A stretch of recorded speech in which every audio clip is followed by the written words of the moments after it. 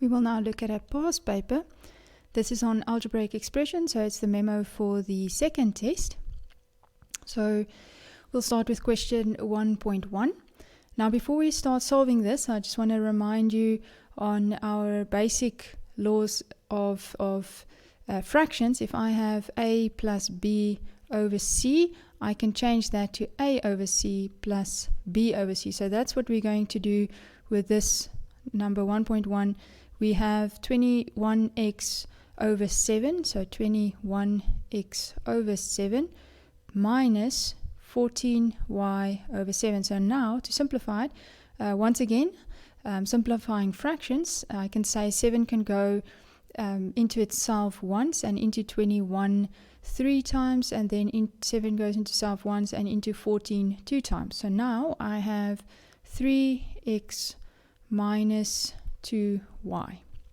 Then for 1.2, in this case we need to take into consideration order of operations. So that was BODMAS. Now with BODMAS, the first thing we need to do is brackets. So I'm going to simplify this part first. So I'm going to rewrite everything as it is. Now also another thing is we can actually divide everything. What's also easier with BODMAS is to identify how many terms there is and where your terms lie. So we see this is one term because terms are separated by plus and minus signs, and then this is another term, and then this whole thing is another term. So we can actually individually simplify the terms on their own so long. So this one is just 3x, that just stays like that. Then here we can say 8x divided by 2, so that's plus 4x. And then in this one we need to do the brackets first. So we have 5x minus 2, that gives us 3x divided by x. Okay, so now the next thing we're going to do is to do the division. So this 3x divided by x is the same as 3x over x. So the two x's will just cancel and we are left with 3. So this means we've got 3x plus 4x minus 3. Now we can add our like terms. So we have these two being like terms. So we add them. That becomes 7x minus 3. And this is our final answer because we can't add unlike terms. This is a constant and this is a x. Alright, so then for question 1.3, we have the following. Now we've got this in front of the bracket. So basically what we need to do to simplify this is just to multiply out the bracket. And when we do that, we have to multiply the whatever is in front of the bracket with each and every term inside the bracket. So I'm going to start by multiplying out just the minus. Let's say we've got minus 3x squared y times by xy. Then I start with my signs. A minus and a positive, a negative and a positive is a negative. So that's going to be a negative. Then I've got the 3, the coefficients, 3 times 1. There's the same as 1xy. 3 times 1 is 3. And then my x times my x. X squared times another x gives me x to the power of 3. Y times y gives me y to the power of 2. And then I go over to the next term. So multiplying out this whole thing, whole factor with the 4, the minus and the minus will become a plus. And then the 3 times by the 4 is 12. And then just the x squared and y. Since there's no other x and y over here, it just simply remains the same as x squared y. Now for question 1.4, we have the following. Once again, we need to take BODMAS into consideration, where we start off with whatever is inside the brackets. These are like terms. So I can just simplify that by saying minus 3 plus 8. That gives me a positive 5 xy, and then I have my minus 2y. But now adding these two isn't possible because these aren't like terms, so this is how I leave my final answer. Question 1.5.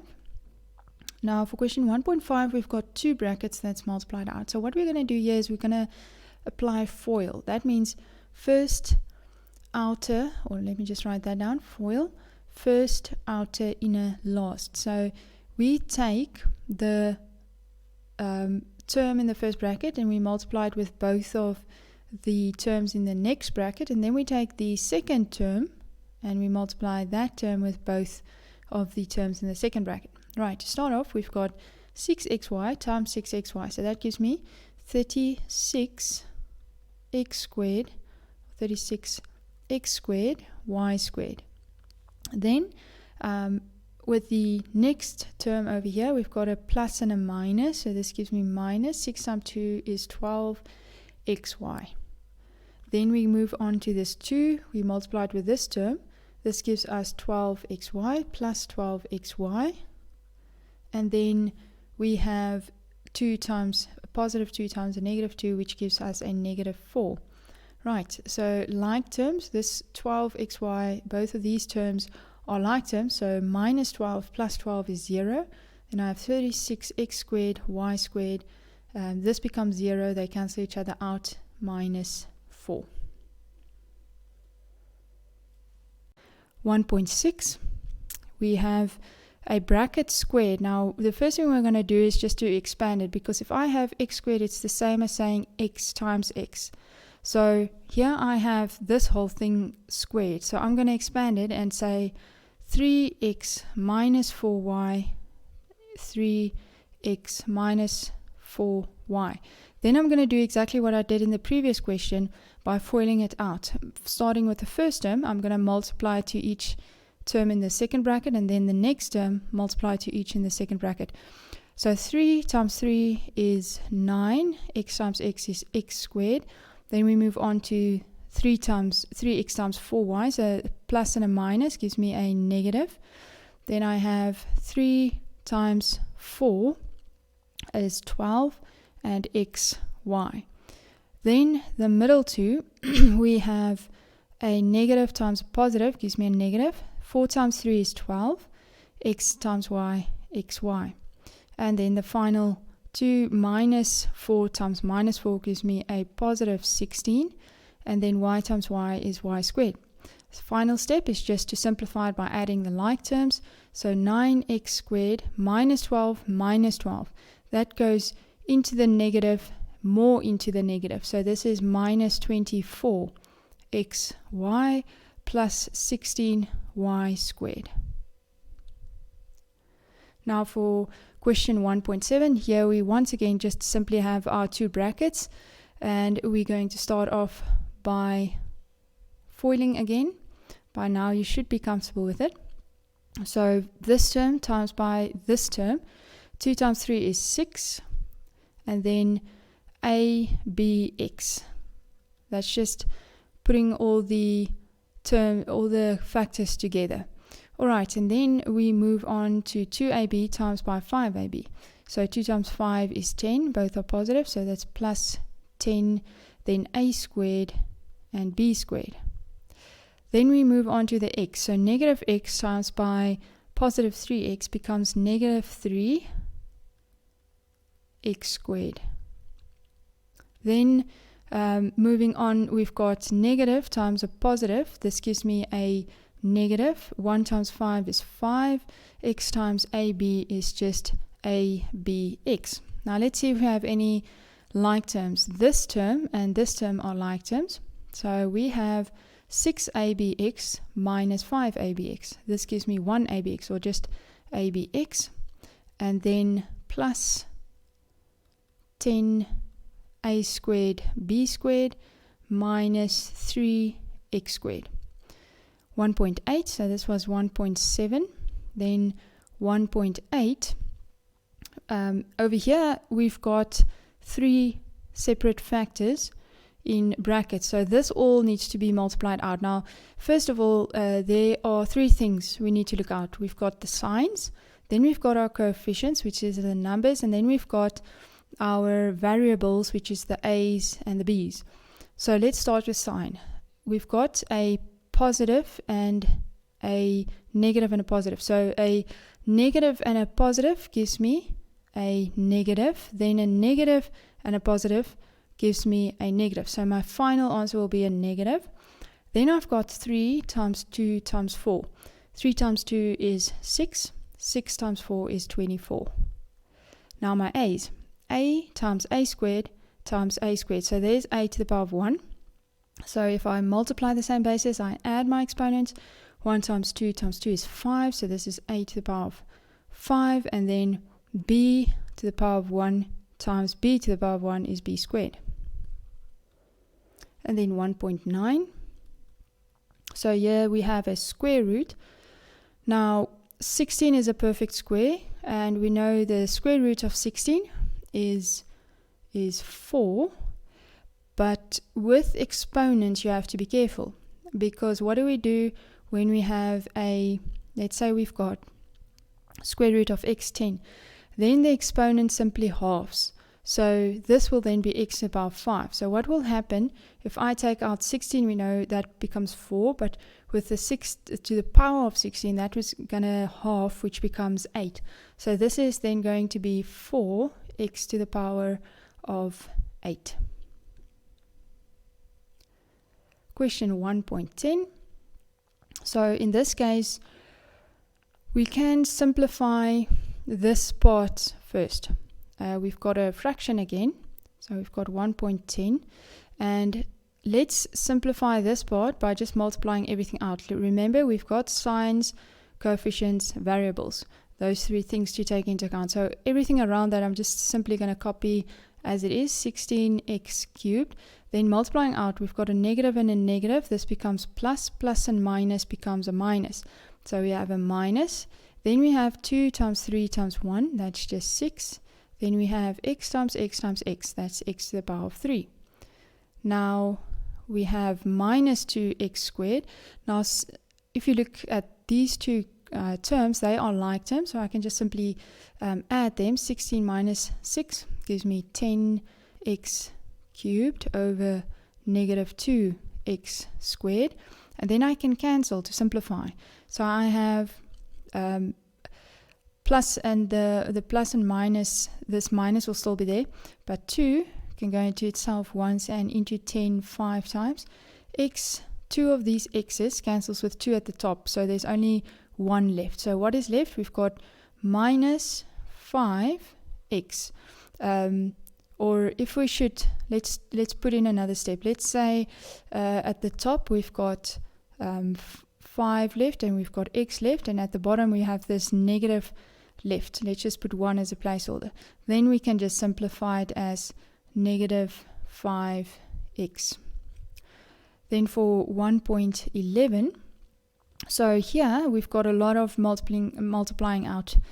We've got these brackets that we need to multiply out, and brackets over here. But what we're going to do is, because there's something in front of both of these sets of brackets, we're going to multiply it out like with a FOIL method, but then we're going to still keep them in brackets, because after we've multiplied it out, we have to multiply this 3 in, and over here we have to multiply this minus in after we've multiplied out the bracket. So we have our 3, and then inside these brackets we're going to FOIL these 2 out. 2x times 3x is 6x squared, and then 2x times minus x is minus 4x. Then 4 times 3x is plus 12x.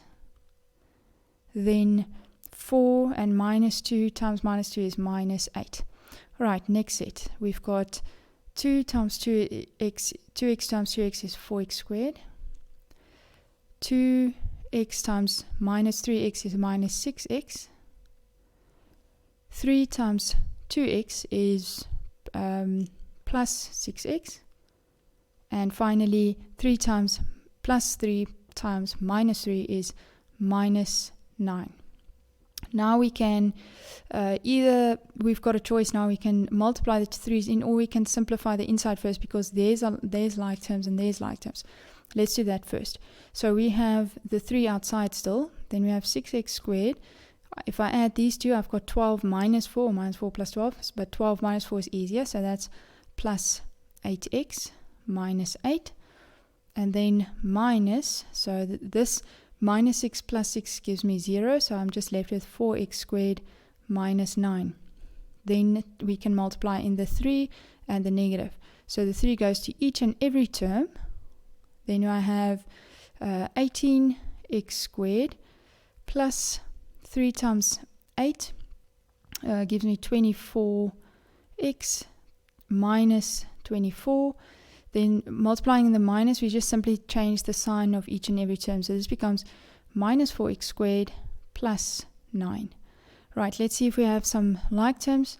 So we can simplify it. We've got these x squared terms, 18 minus 4. This becomes 14x squared. And then we don't have another one that has only an x, so that's just plus 24x. And then minus 24 plus 9. We want the difference because the signs are different. So the difference between the two, if I say 24 minus 9, then I've got 15 left. But the biggest one has a negative, so my answer is minus 15. So this is our final answer. Now for question 2, this says what must be added to 2a plus 3b to get 4a. So let's just put this in perspective. We've got 2a minus 3b, and we need to know what must be added to it to give us 4a. So in other words, if I want to find this part, I need to say 4a minus 2a minus 3b. That would give me this part. So for example, let's just make this simpler. Let's say what must be added to 2 to give you 5. So to get this part, you say, okay, what is 5 minus 2? Then you'll get your answer, 3. If I add 3 to 2, I get 5. So this is the same steps we followed here. We said what must be added to this to give me this. So I said, okay, take my final answer and subtract 2a minus 3. So then, to simplify this, I have to multiply out the bracket. Then I have 4a minus 2a plus 3b. And then we have 4a minus 2a gives me 2a plus 3b. That's my answer. For number 3, so here we need to determine the value of negative 3x squared plus 6x minus 1 if x is 2 for 3.1. And then for 3.2, x is 1 over 3. Alright, so here we have negative. So this is substitution. So what I'm going to do is wherever I see an x, I'm going to substitute it with 2. And substitution you always do with brackets. So wherever you see an x, now you just replace it with 2. So I've got negative 3. And then instead of x, I've got 2 squared plus 6, 2 minus 1. Right, let's simplify that term by term. So first I need to square this. This becomes minus 3 and then times by 4. Plus 6 times 2 is 12 minus 1. Then I have minus 3 times by 4 gives me a negative 12 plus 12 minus 1. Minus 12 plus 1 is 0, so my final answer is simply minus 1. Then 3.2. This one can be slightly harder. We have minus 3, 1 over 3 squared, plus 6, 1 over 3, and minus 1. It actually looks like it's going to work out easier than I thought, because these can cancel out quite easily. So, but before we can start cancelling out with this term, we have to apply the square first. So when we square a fraction, we have to take the square to both the numerator and the denominator. So we still have that minus 3 there. Then this becomes 1 squared is just 1 over 3 squared, which is 9, and then plus 6 over 3. Now over here, I just put the 6 over 1. So this is basically 6 over 1 times by 1 over 3. Remember, you can cancel out over a time. So 3 goes into itself once, 6 goes into itself, 3 goes into 6 twice. So what I've left is 2 over 1, which is the same as 2. Then minus 1. Right, now here I'm going to do the same. I'm going to say 3 can go into itself once, into 9 3 times. Then 1 times 1 is negative 1 over 3. Then I have plus 2 minus 1. So plus 2 minus 1 just gives me 1. So I have minus 1 over 3 plus 1. Then this 1, to add these two fractions, I can change the 1, because I'm going to change the 1 into 1 over 1. Then I need to have the same denominators if I want to add fractions. So I'm going to times top and bottom with 3. So minus 1 over 3 plus 3 over 3. And remember, I can't add fractions if I don't have the same denominator. So now I just add my numerators. Minus 1 plus 3 is 2. Or if you think about 3 minus 1, gives you 2. And then that's just over 3 because the denominator remains the same. And that is our final answer.